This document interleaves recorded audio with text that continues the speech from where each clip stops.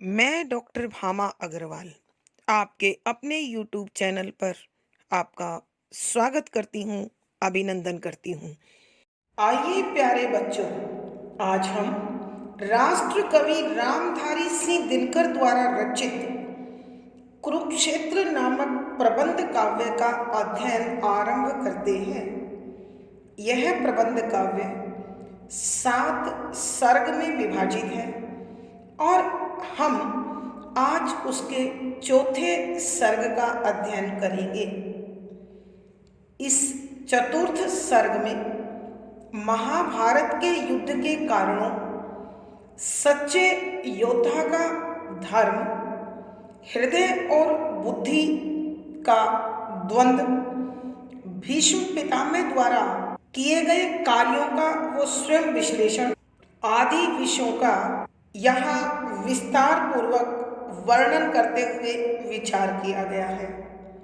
महाभारत के युद्ध के पश्चात जब युधिष्ठिर भीषण नरसंहार को देखकर पश्चाताप और ग्लानि से भर उठते हैं तो अपने शोक का निवारण करने भीष्म पितामह के पास पहुंचते हैं। तो यहाँ भीष्म पितामह उसके मन को ढाढ़स बंधाते हुए, उसे समझाते हुए कहते हैं कि यह महाभारत का युद्ध केवल तुम्हारी महत्वाकांक्षा या सपने की पूर्ति नहीं है। इस युद्ध में न जाने कितने सारे कारण थे जो एक उचित अवसर की तलाश कर रहे थे और वो उन्हें इस समय तुम्हारे और तुम्हारे कौरव भाइयों के युद्ध में प्राप्त हो गया।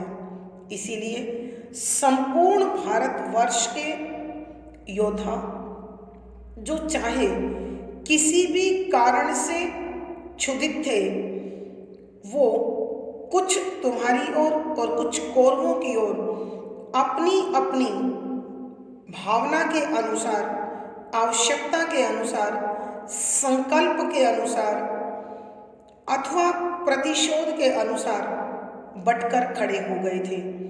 यह तो युद्ध होना ही था जो अवसर की तलाश में इधर उधर भटक रहा था। यहाँ इस सर्ग के अंतर्गत इसीलिए भीष्म पितामह युधिष्ठिर को समझाते हुए कहते हैं कि युधिष्ठिर, स्वत्व यानी अपने अधिकार की खोज करना पाप नहीं है। पाप वह होता है जो दूसरों का हक छीनता है, अन्याय, अनीति और अत्याचार का अनुकरण करता है अथवा चुपचाप उसे कोई सहता चला जाता है। मनुष्य स्वभाव से शांति प्रिय है।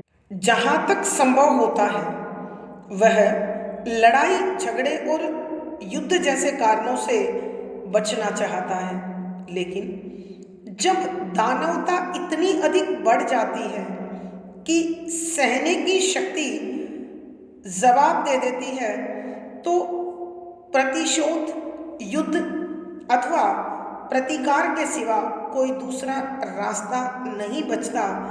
तो इस प्रकार के युद्ध की पृष्ठभूमि अपने आप तैयार हो जाती है और युद्ध भड़क उठता है। महाभारत केवल तुम दो पारिवारिक भाइयों का युद्ध नहीं था, बल्कि इसमें संपूर्ण देश का भीषण विस्फोट था। इसमें संपूर्ण देश की भागीदारी थी। प्रत्येक व्यक्ति अपने अपने उद्देश्य की पूर्ति के लिए तुम्हारे संग आकर जुड़ गया था। हे युधिष्ठिर, महाभारत का युद्ध केवल एकाएक घटित होने वाली घटना नहीं है, बल्कि बहुत सारे घटनाक्रमों का श्रृंखलाबद्ध एक दस्तावेज है। महाभारत का बीज तो उसी दिन पड़ गया था जिस दिन रंगभूमि में अर्जुन ने अपनी धनुर्विद्या का चमत्कार दिखाया था और दुर्योधन उसे सहन नहीं कर पाया था। फिर न जाने कितनी घटनाएं इस प्रकार घटती चली गई जो आग में घी का कार्य करती रही, और द्रौपदी के चीरहरण ने तो इस अग्नि को और अधिक भड़का दिया। यह दुर्घटना तो पूरे कुरुवंश के लिए, पूरे खानदान के लिए बड़ा अपमानजनक विषय है। हे युधिष्ठिर, उस घटना का विरोध हमारे द्वारा न कर पाना भी हमारे लिए बहुत बड़ी हार है। मैं आज भी समझता हूँ कि उसका विरोध न करके मैंने अपने ही वीरत्व पर, अपने ही शौर्य पर, अपने ही पुरुषार्थ पर एक कलंक लगा दिया जिसे कभी धोया नहीं जा सकता। भीष्म पितामह शूरता का धर्म समझाते हुए युधिष्ठिर को कहते हैं, एक सच्चा शूरवीर, एक सच्चा योद्धा वह होता है जो तलवार की तेज धार पर पांव रखकर मचलता है, जो दहकते हुए अंगारों पर निर्भय होकर चलता है, जो अपनी छाती पर प्रहार सहता है और हंसते हंसते जहर पी लेता है। वीर पुरुष वह है जिसकी वीरता, जिसका शौर्य हमेशा प्रज्वलित रहता है। यहाँ हृदयवाद और बुद्धि के द्वंद्व को भी बड़े सुंदर शब्दों में समझाते हुए कहते हैं कि अत्यधिक बुद्धि तर्क को जन्म देती है, कि जब जब मनुष्य बौद्धिकता को स्फूर्त हो जाता है, बौद्धिकता को समर्पित हो जाता है, वह कायर बन जाता है। क्योंकि न्याय अन्याय, नीति अनीति, पाप पुण्य पर वह तर्क की उस सीमा तक पहुंच जाता है कि धीरे धीरे करके उसका जोश, उसका शौर्य कुंठित होता चला जाता है। इसलिए वो समय पर कोई फैसला नहीं ले पाता और जीवन में अंत तक अपमान झेलता रहता है। इसलिए मानव को अपने मन की शांति के लिए, जीवन में सफलता के लिए हमेशा बुद्धि और हृदय में तालमेल बनाकर चलना चाहिए। चौथे सर्ग के अंत में कविवर भीष्म पितामह के माध्यम से समझाते हैं कि धर्म और स्नेह दोनों में हमेशा तालमेल होना चाहिए। भीष्म पितामह अपने जीवन में इसी प्रकार का घटनाक्रम याद करते हुए बताते हैं कि मैं हमेशा कौरवों की सेवा करता रहा, क्योंकि हस्तिनापुर की गद्दी की रक्षा का मेरा संकल्प था। इसलिए मैंने हमेशा अपने धर्म का पालन किया और हृदय से प्यार मैं पांडवों को देता रहा। इसलिए कौरवों को मेरा शरीर और पांडवों को मेरा मन मिला। आज मैं तुम्हारी जीत से संतुष्ट हूँ कि मैं अपने धर्म और अपने हृदय दोनों से न्याय कर पाया। आइए बच्चों, अब हम इसी प्रकार के भावों से भरे इन पदों की व्याख्या आरंभ करते हैं। पद संख्या 9।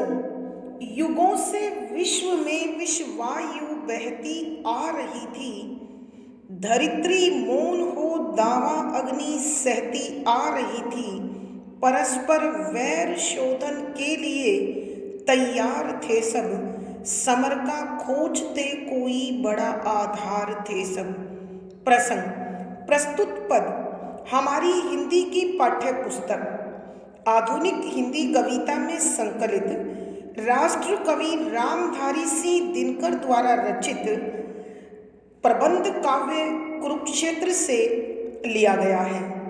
हम कुरुक्षेत्र के चौथे सर्ग का अध्ययन कर रहे हैं। संदर्भ, यहाँ जब महाभारत के युद्ध के समापन के बाद रोती बिलखती मानवता और कुरुक्षेत्र के मैदान में हुए भीषण नरसंहार को देखकर युधिष्ठिर का हृदय व्याकुल हो गया, आकुल हो गया और उसका मन पश्चाताप व आत्मग्लानि से भर गया तो उनको अपनी जीत निरर्थक लगने लगी, व्यर्थ लगने लगी और वो कर्म पथ को छोड़कर वैराग्य की ओर उन्मुख हो गई। ऐसी स्थिति में वो पितामह भीष्म के पास अपनी मनस्थिति को व्यक्त करते हैं, अपने मन के विषय में बताते हैं।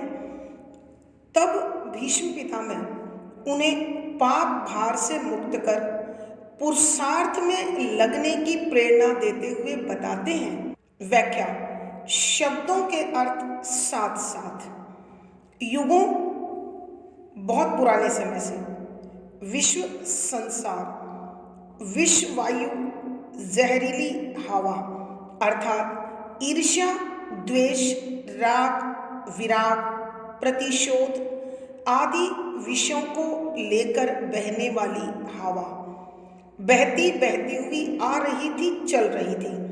धरित्री, पृथ्वी, धरती मौन, चुपचाप, शांत होकर दावा अग्नि, जंगल में लगने वाली आग सहती सहन करती हुई आ रही थी। जब भी कभी कोई भी किसी भी अनुचित बात को अथवा कार्य को देखकर चुप होता है तो यह उसकी विवशता होती है।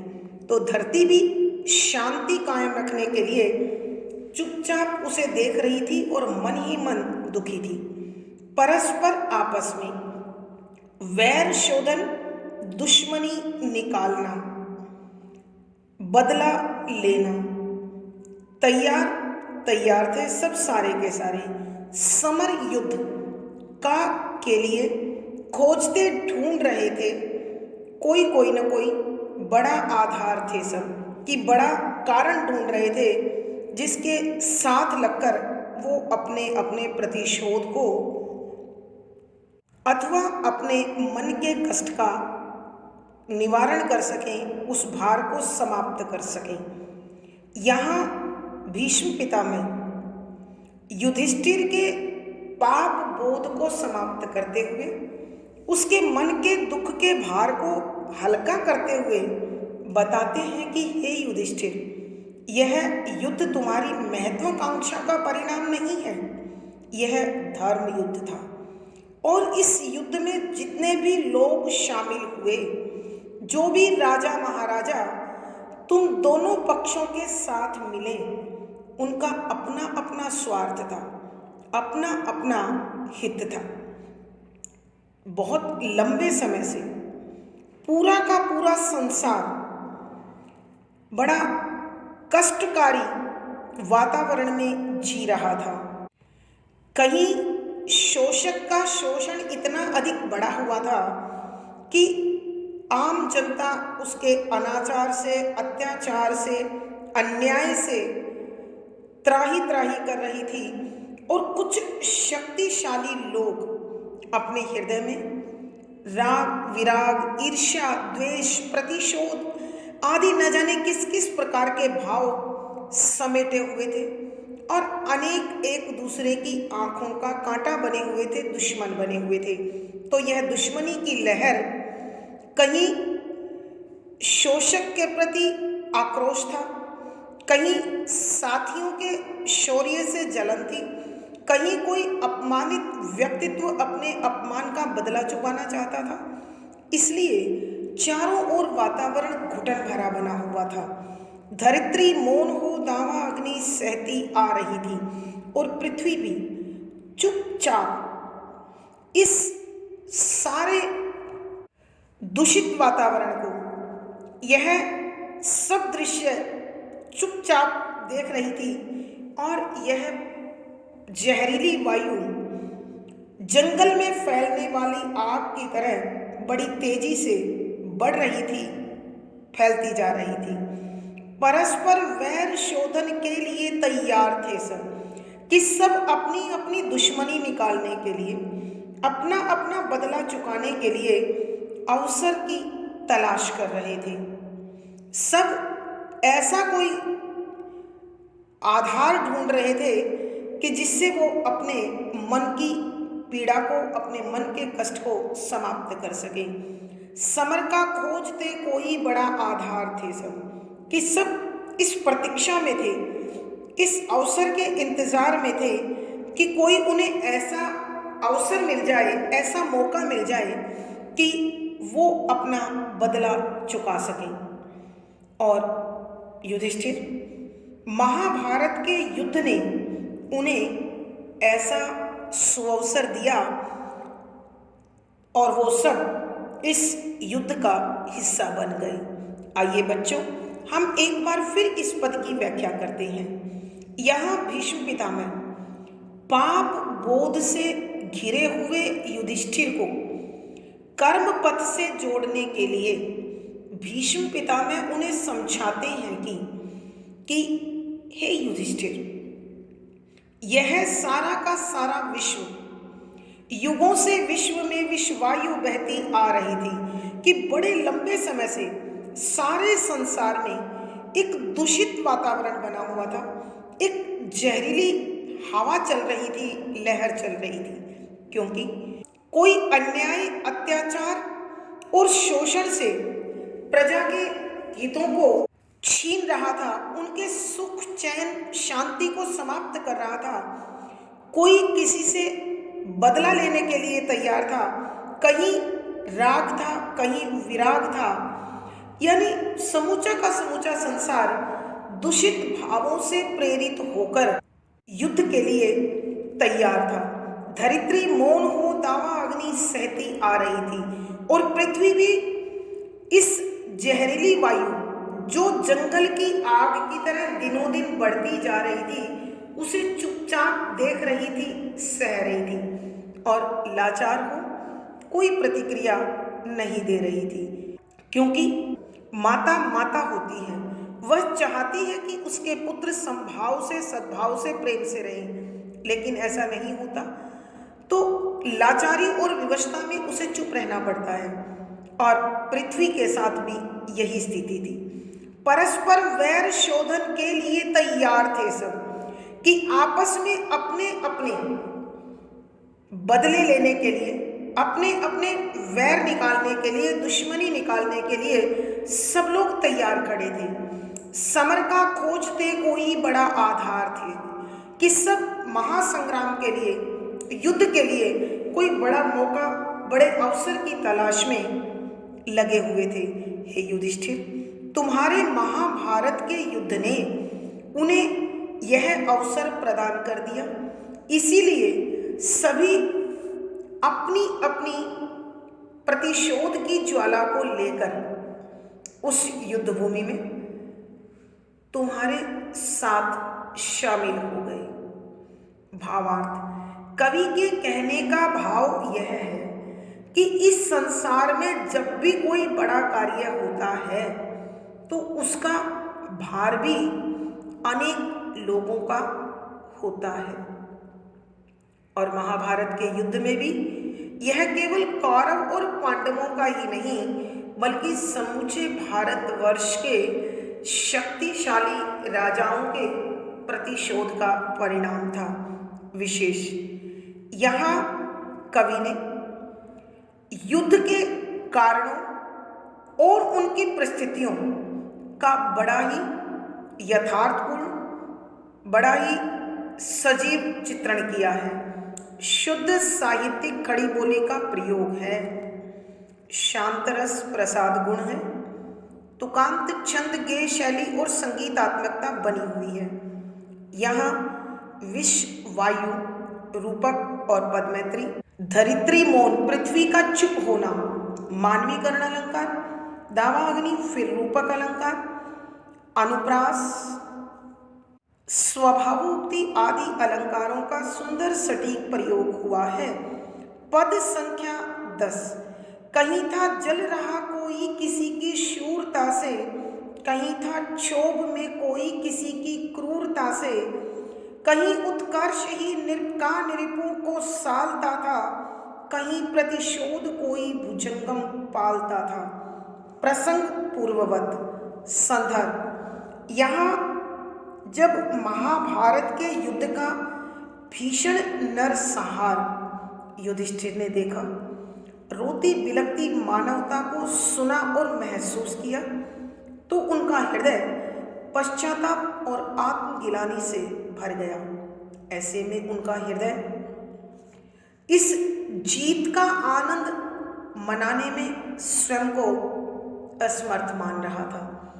अर्थात युधिष्ठिर को अपनी जीत बेमानी लग रही थी और वो कर्म पथ को त्याग कर, पुरुषार्थ को त्याग कर वैराग्य को धारण करने के लिए तैयार हो गई। जब उन्होंने अपनी इस मनस्थिति को भीष्म पितामह के समक्ष रखा तो भीष्म पितामह उन्हें समझाते हुए कहते हैं कि व्याख्या शब्दों के अर्थ आवश्यकता के अनुसार कहीं था जल रहा कि कहीं कोई राजा जल रहा था, किसी अपने दूसरे राजा की शूरता, बहादुरी से, शक्ति से, पुरुषार्थ से, शौर्य से।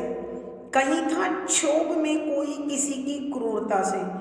क्षोभ आक्रोश, गुस्सा, क्रोध, क्रूरता, कठोरता, निर्दयता, भयंकर अत्याचारी स्वभाव, उत्कर्ष, उन्नति, प्रगति, निर्भ राजा, निर्भुम राजाओं को सालता, मन में कष्ट देना, कांटे की तरह चुभना, प्रतिशोध, बदला, भुजंगम, सांप। यहाँ भीष्म पितामह युधिष्ठिर के मन में जो पाप बोध समाया हुआ है उसे समाप्त करने के उद्देश्य से उन्हें उन सब कारणों के विषय में बता रहे हैं जो इस महाभारत के युद्ध में महत्वपूर्ण भूमिका निभा रहे थे। उन्होंने समझाने की कोशिश की है कि कहीं था जल रहा कोई किसी की शूरता से कि इस युद्ध में शामिल होने वाला कोई राजा ऐसा था जिसके हृदय में किसी की वीरता, किसी का शौर्य, किसी का पौरुषत्व कांटे की तरह चुभ रहा था और वो उसकी बहादुरी से, वीरता से, शूरता से अपने हृदय में जलन पाले हुए था और उसे मिटा देना चाहता था। कहीं था क्षोभ में कोई किसी की क्रूरता से और कहीं कोई राजा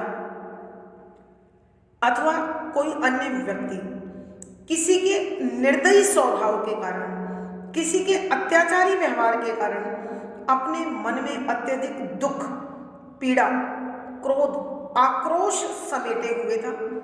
कहीं उत्कर्ष ही निरुपों को सालता था कि कहीं किसी राजा का विकास, उसकी उन्नति, उसकी प्रगति अन्य राजाओं के मन में दुख की तरह समाई हुई थी, कांटे की तरह चुभ रही थी। कहीं प्रतिशोध कोई भुजंगम पालता था कि कहीं कोई ऐसा व्यक्ति था जो अपना बदला चुकाने के भाव रूपी सांप को अपने हृदय में निरंतर पाल रहा था, उसे बड़ा बना रहा था। अर्थात कवि के कहने का अभिप्राय यह है कि महाभारत जैसे महासंग्राम में अनेक लोग अनेक कारणों से महत्वपूर्ण भूमिका निभाते हुए दिखाई दिए और महाभारत के युद्ध ने उन सबको अपने अपने तरीके से प्रतिशोध लेने का सुअवसर प्रदान कर दिया। आइए बच्चों, हम एक बार फिर हम इस पद की व्याख्या करते हैं। यहाँ भीष्म पितामह युधिष्ठिर के मन से पाप बोध को मिटाने के लिए, उसे कर्म पथ पर जोड़ने के लिए, पुरुषार्थ से जोड़ने के लिए अर्थात पुरुषार्थी बनाने के लिए इस महाभारत के युद्ध में शामिल होने वाले अनेक राजा महाराजाओं के भावों अथवा कार्यों पर प्रकाश डालते हुए समझाते हैं कि कहीं था जल रहा कोई किसी की शूरता से कि इस युद्ध में शामिल होना प्रत्येक राजा अपने अपने उद्देश्यों की पूर्ति को लेकर हुआ था। कोई व्यक्ति अथवा कोई राजा किसी अन्य राजा की शूरवीरता से, शौर्य से, पराक्रम से, बहादुरी से अपने हृदय में जलन महसूस कर रहा था और उसकी वीरता को मिटा देना चाहता था।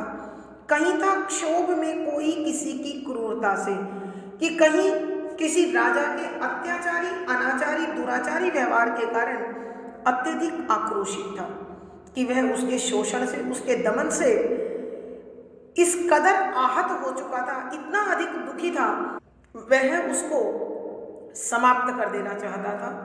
कहीं उत्कर्ष ही निरपकार निरीपों को सालता था कि कहीं किसी न किसी राजा का अत्यधिक विकास, उन्नति, प्रगति अन्य राजाओं की आंखों में खटक रही थी और वो उस प्रगति को विनाश में बदल देना चाहते थे। कहीं प्रतिशोध कोई भुजंगम पालता था कि कहीं कोई व्यक्ति बदले का सांप अपने हृदय में पाले हुए थे और ये सब के सब लोग अपने अपने कारणों से तुम्हारे महाभारत के युद्ध का हिस्सा बने थे, क्योंकि बड़े लंबे समय से वो सुअवसर की तलाश कर रहे थे कि आए और जिनसे उनको बदला लेना है, जिनसे उनके मन में दुर्भाव बने हुए हैं, वह उन्हें समाप्त कर पाए। और हे युधिष्ठिर, तुम्हारे महाभारत के युद्ध ने उन्हें वो सुअवसर प्रदान कर दिया।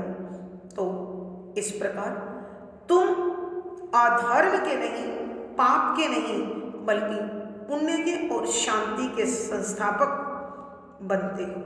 भावार्थ, कवि के कहने का भावार्थ यह है कि महाभारत के युद्ध में शामिल होने वाला प्रत्येक राजा अपने निजी कारणों से युद्ध का हिस्सा बने थे और अपना अपना प्रतिशोध लेना चाहते थे। विशेष यहाँ कवि महाभारत के युद्ध के कारणों पर बड़ी संजीदगी से, बड़ा विवेचनापूर्ण वर्णन करते हैं। शुद्ध साहित्यिक खड़ी बोली का प्रयोग है, वीर रस ओज गुण है, तुकांत छंद गेय शैली और संगीतात्मकता बनी हुई है। यहाँ अनुप्रास, रूपक, उल्लेख, कारण आदि अलंकारों का सुंदर सटीक प्रयोग हुआ है। पद संख्या 11। निभाना पार्थ पद का चाहता राधे था पर्ण, द्रुपद था चाहता गुरु द्रोण से निज वैर शोधन, शकुनी को चाहती कैसे चुकाए ऋण पिता का, मिला दे धूल में किस भांति गुरुकुल की पताका।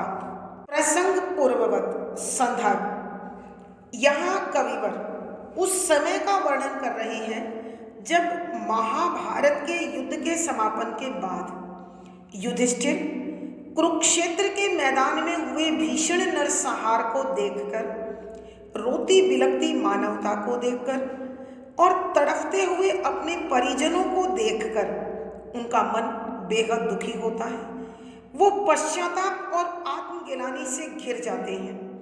ऐसे में उनको अपनी जीत व्यर्थ लगती है, निरर्थक लगती है, सारहीन लगती है और वो वैराग्य को धारण कर, कर्म को त्याग कर अकर्मण्यता को धारण करना चाहते हैं, वैराग्य को धारण करना चाहते हैं। तो ऐसे में महाभारत के युद्ध के कारणों पर प्रकाश डालते हुए भीष्म पितामह उन्हें समझाते हुए कहते हैं कि व्याख्या, शब्दों के अर्थ साथ साथ निभाना, पालन करना। पार्थ अर्जुन, कुंती का पूर्व में नाम पृथा था और पृथा का पुत्र होने के कारण उन्हें पार्थ कहा गया। वध, मार देना, समाप्त कर देना। राधे कर्ण का एक नाम है, क्योंकि कर्ण की माता का नाम, पालन पोषण करने वाली माता का नाम राधा था, अतः कर्ण को राधे का संबोधन दिया गया। पर्ण, प्रतिज्ञा, संकल्प। द्रुपद, महाराज द्रुपद। गुरु द्रोण से निज अपना वैर शोधन, दुश्मनी निकालना, वैर समाप्त करना, बदला लेना। चाह, इच्छा। ऋण, भार, पिता का अपने पिता का। ऋण कर्ज भी होता है। मिला दे धूल में, कि मिट्टी में मिला दे, किस भांति, किस तरीके से, कुरुकुल कौरव वंश की पताका, यश, कीर्ति, ध्वज, झंडा अर्थात सम्मान, प्रतिष्ठा। यहाँ भीष्म पितामह युधिष्ठिर के मन में समाये पाप बोध को समाप्त कर उन्हें पुरुषार्थ से जुड़ने की प्रेरणा देते हुए महाभारत के युद्ध में जो भीषण नरसंहार हुआ उसके कारणों पर नजर डालते हुए भीष्म पितामह युधिष्ठिर को समझाते हुए कहते हैं कि हे युधिष्ठिर, इस युद्ध में केवल तुम्हारी महत्वाकांक्षा और दुर्योधन का अनाचार कार्य नहीं कर रहा था या तुम्हारा धर्म और उसका अधर्म कार्य नहीं कर रहा था, बल्कि इस भीषण नरसंहार का दायित्व अनेक लोगों का है, क्योंकि सब अपने अपने लक्ष्यों की पूर्ति के लिए, अपने अपने उद्देश्यों को पूर्ण करने के लिए तुम्हारे साथ जुड़े हुए थे। वह पूर्व घटनाओं पर ध्यान दिलाते हुए बताते हैं कि निभाना पार्थ वध का चाहता राधे था पर्ण, कि कर्ण जो राधा का पुत्र था वह अर्जुन का वध कर अपनी प्रतिज्ञा को पूर्ण करना चाहता था, पूरी करना चाहता था, क्योंकि रंगभूमि में जो शौर्य, जो पराक्रम अर्जुन ने दिखाया वो कर्ण की आंखों में हमेशा खटकता रहा। द्रुपद था चाहता गुरु द्रोण से निज वैर शोधन, कि महाराज द्रुपद गुरु द्रोणाचार्य से अपने अपमान का बदला लेना चाहते थे। संभवतः बच्चों आपको याद हो कि गुरु द्रोणाचार्य और द्रुपद बाल्यकाल से मित्र थे और एक ही गुरु के आश्रम में अध्ययन कर रहे थे। द्रुपद ने गुरु द्रोणाचार्य को यह वचन दिया कि मित्र, जब मैं राजा बनूंगा उस राज्य को हम आधा आधा बांट लेंगे। और जब द्रुपद राजा बने तो गुरु द्रोणाचार्य उनसे मिलने गए। तब द्रुपद ने द्रोणाचार्य को कुछ गायें उपहार में देते हुए यह कहकर उनका अपमान किया कि ब्राह्मण को दान दिया जाता है, राज्य नहीं दिया जाता। इस अपमान को अपने हृदय में बैठाए हुए द्रोणाचार्य अपने आश्रम में आ गए और फिर उन्होंने जब अर्जुन से गुरु दक्षिणा के रूप में महाराज द्रुपद को बंदी बनाकर सामने लाने की इच्छा जाहिर की तो वो बंदी बनाकर लाए गए और द्रोण ने उनका अपमान कर उनका राज्य उन्हें वापस सौंप दिया। और तभी से द्रुपद गुरु द्रोण से अपने उस अपमान का बदला लेना चाहते थे, जो अवसर उन्हें महाभारत के युद्ध में मिल गया। शकुनी को चाह थी कैसे चुकाए ऋण पिता का, कि शकुनी अपने पिता गांधार नरेश के अपमान का बदला चुकाना चाहते थे, क्योंकि भीष्म पितामह अपने अंधे वंशज धृतराष्ट्र के लिए गांधार नरेश से उनकी पुत्री गांधारी को विवाह के लिए मांगने चले गए और गांधार नरेश अपने से अधिक शक्तिशाली महाराज को उसके लिए मना नहीं कर पाए। अतः इस अपमान का बदला चुकाने के लिए शकुनी ने हस्तिनापुर में ही अपना स्थान बना लिया और उसने ये निश्चय कर लिया कि जिस वंश को चलाने के लिए मेरी बहन और मेरे पिता को अपमान झेलना पड़ा, मैं उस वंश को ही समाप्त कर दूंगा। तो शकुनी भी अपनी उसी प्रतिज्ञा की पूर्ति के लिए इस युद्ध का हिस्सा बने। मिला दे धूल में किस भांति गुरुकुल की पताका, कि उनका उद्देश्य था कि किस प्रकार वो कौरव वंश के सम्मान को, प्रतिष्ठा को मिट्टी में मिला दें, पूरी तरह से समाप्त कर दें, खत्म कर दें।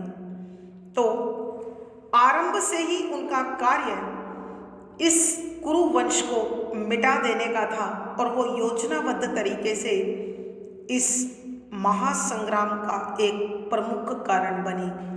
आइए बच्चों, इस पद की हम दोबारा व्याख्या करते हैं। निभाना पार्थ वध का चाहता राधे था फल, कि भीष्म पितामह ने युधिष्ठिर को समझाते हुए कहा कि राधा पुत्र कर्ण का उद्देश्य अर्जुन को समाप्त कर देना था, उसका वध कर देना था, क्योंकि वह रंगभूमि में अपने हुए अपमान का बदला लेना चाहता था। द्रुपद था चाहता गुरु द्रोण से निज वैर शोधन, और महाराज द्रुपद गुरु द्रोणाचार्य ने जो उनका राज्य लौटाते हुए ये कह दिया था कि मैं ब्राह्मण होकर सारा राज्य तुम्हें सौंपता हूं, उस अपमान का बदला चुकाने के लिए वो गुरु द्रोणाचार्य के प्रतिपक्ष में शामिल हो गए। शकुनी को चाहत ही कैसे चुकाए ऋण पिता का, मिला दे धूल में किस भांति कुरुकुल की पताका, कि शकुनी अपने पिता गंधार नरेश के अपमान का बदला चुकाने के लिए इस महाभारत के युद्ध में आरंभ से ही महत्वपूर्ण भूमिका के साथ शामिल था, क्योंकि वह ये प्रतिज्ञा करके आया था कि जिस कुरुवंश को बनाए रखने के लिए उसकी बहन को अंधे से विवाह करना पड़ा है, मैं उस कुरुवंश को ही समाप्त कर दूंगा, उसके यश, उसके सम्मान, उसकी प्रतिष्ठा को ही समाप्त कर दूंगा। इसलिए वो आरंभ से ही यह प्रतिशोध की आग को जलाए रखना चाहता था। भावार्थ, कवि के कहने का भाव यह है कि महाभारत के युद्ध में अनेक लोग इसे रणभूमि तक पहुंचाने में महत्वपूर्ण भूमिका निभा रहे थे। यहाँ उन सब पहलुओं पर बड़ी सूक्ष्म दृष्टि से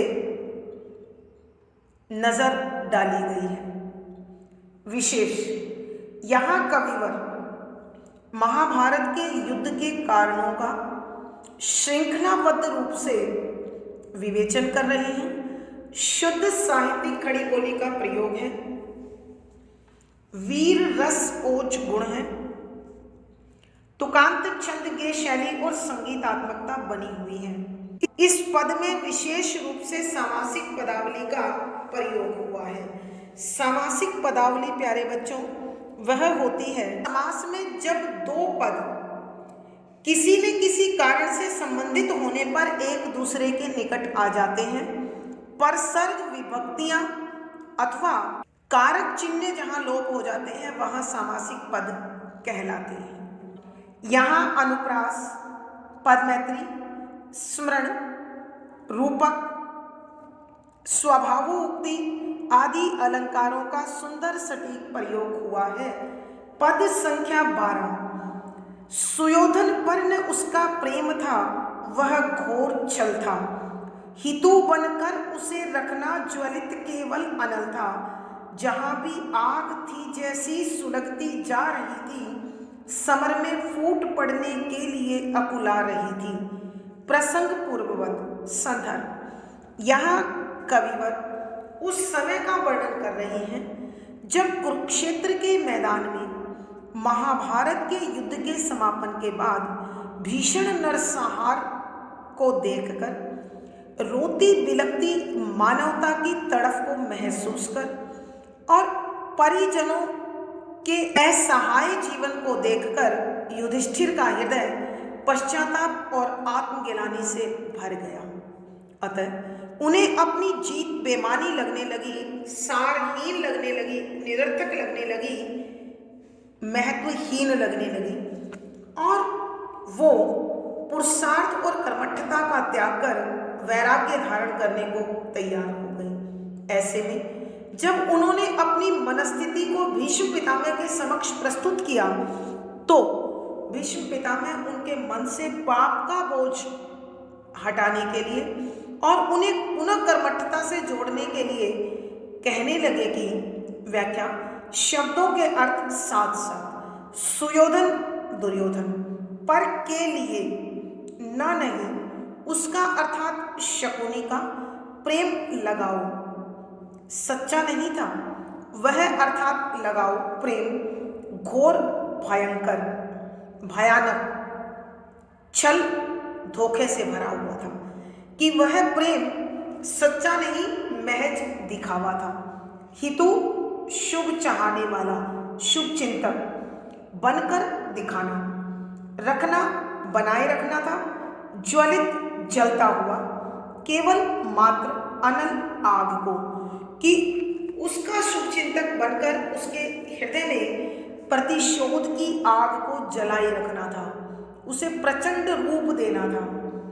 जहां भी आग थी, जैसे कि जिस भी स्थान पर जिस भी प्रकार की आग थी सुलगती जा रही थी, कि वो धीरे धीरे जल रही थी। समर युद्ध, फूट पड़ना, विस्फोट हो जाना, अकुला रही थी, व्याकुल हो रही थी, बेचैन हो रही थी।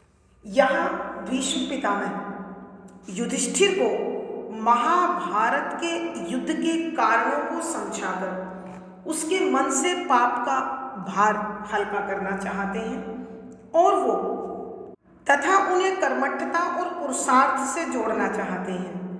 तो इन कारणों की विवेचना करते हुए बताते हैं कि जो शकुनी हस्तिनापुर आया हुआ था और इस महाभारत के युद्ध का एक अहम कारण बना था, वह जो दुर्योधन के प्रति अपने प्रेम का प्रदर्शन कर रहा था, अपनेपन का लगाव का भाव दिखा रहा था, वास्तव में वो महज एक धोखा था। सुयोधन पर न उसका प्रेम था, वह घोर छल था, कि दुर्योधन के प्रति उसका जो व्यवहार था, जो प्रेमपूर्ण व्यवहार वो दिखा रहा था, वह वास्तव में सच्चाई से भरा स्नेह से भरा प्रेम नहीं था, बल्कि वह एक भयंकर भयानक धोखा था, जिसका उद्देश्य हितु बनकर उसे रखना ज्वलित केवल अनल था, कि दुर्योधन का शुभ चिंतक बनकर उसे धोखे में लाकर केवल उसके हृदय में प्रतिशोध की आग को जलाए रखना था। अर्थात वो दुर्योधन के माध्यम से अपने बदले को, अपने प्रतिशोध को पूर्ण करना चाहता था। जहां भी आग थी जैसी सुलगती जा रही थी, कि समूचे भारतवर्ष में जिसके हृदय में जिस प्रकार की ज्वाला थी, जिस प्रकार की जलन थी, जिस प्रकार की भावना थी, वह प्रतिशोध की आग धीरे धीरे जल रही थी और समर में फूट पड़ने के लिए अकुला रही थी, कि वह किसी न किसी युद्ध में विस्फोट बनने के लिए व्याकुल थी, बेचैन थी। अर्थात अवसर की तलाश कर रही थी, कि उन्हें कोई मौका मिले और वो अपने अपने प्रतिशोध ले सके। और युधिष्ठिर, तुम्हारे और दुर्योधन के युद्ध ने उसे वह अवसर प्रदान कर दिया। आइए बच्चों, हम एक बार फिर इस पद की व्याख्या करते हैं। यहाँ भीष्म पितामह युधिष्ठिर के मन से पाप बोझ को हल्का कर उसे कर्मठ और पुरुषार्थी बनाने की इच्छा से कहते हैं कि हे युधिष्ठिर, यह युद्ध तुम्हारी इच्छा का परिणाम नहीं है, बल्कि इसमें अनेक कारण अपनी अपनी भागीदारी अपने अपने कारणों से दे रहे थे। सुयोधन पर न उसका प्रेम था, वह घोर छल था, कि शकुनी जो दुर्योधन का मामा बनकर उससे स्नेह प्रेम अपनेपन का प्रदर्शन कर रहा था, वह वास्तव में सच्चा प्रेम नहीं था, वास्तविक स्नेह नहीं था, उसके भलाई की भावना नहीं थी, बल्कि वह भयानक भयंकर धोखा था। हितु बनकर उसे रखना ज्वलित केवल अनल था, कि वह शुभचिंतक बनकर, भला चाहने वाला बनकर केवल उसके मन में प्रतिशोध की आग को जलाए रखना चाहता था। जहां भी आग थी जैसी सुलगती जा रही थी, कि जहां जिस प्रकार के बदले की आग थी वो धीरे धीरे सुलग रही थी, समर में फूट पड़ने के लिए अकुला रही थी, कि वो सब के सब युद्ध भूमि में शामिल होने के लिए बेचैन थे, व्याकुल थे। अर्थात युद्ध भूमि में आकर अपने अपने बदले चुका लेना चाहते थे। और ये युधिष्ठिर तुम्हारे और दुर्योधन के युद्ध ने अर्थात महाभारत के इस युद्ध ने उन्हें वह सुअवसर प्रदान कर दिया। अतः यह युद्ध केवल तुम्हारा और दुर्योधन का नहीं बल्कि संपूर्ण भारतवर्ष के राजाओं की इच्छाओं का परिणाम है।